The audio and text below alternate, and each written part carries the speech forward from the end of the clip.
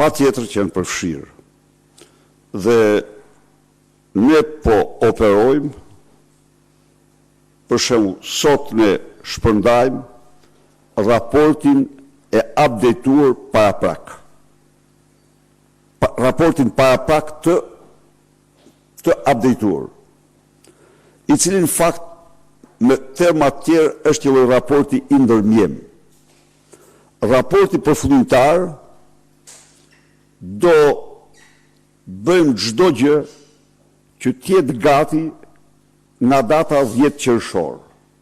Por ndërkohë, ne si dokumenta i nisim që të gjitha në misionin e Odirit dhe misionet tjera vëzhgose. Ku do shkoj raporti përfundimtar? Raporti përfundimtar do shkoj në të gjitha kancelarit e vendeve anëtare të OSBE-s, vendeve anëtare të BE-s, vendeve anëtare të Këshillit të Evropës. Raporti përfundimtar do shkoj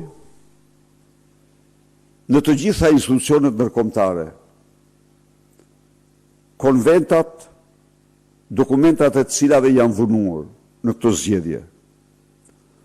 Raporti përfundimtar do shkoj në të gjitha parlamentet, komisionet e jashtme të drejtave të njeriut, të parlamentet të vendeve të anëtare të OSBE-s, të vendeve anëtare të Bashkimit Evropian, të vendeve anëtare të Këshillit të Evropës. Pra, këto janë destinacionet e raportit përfundimtar.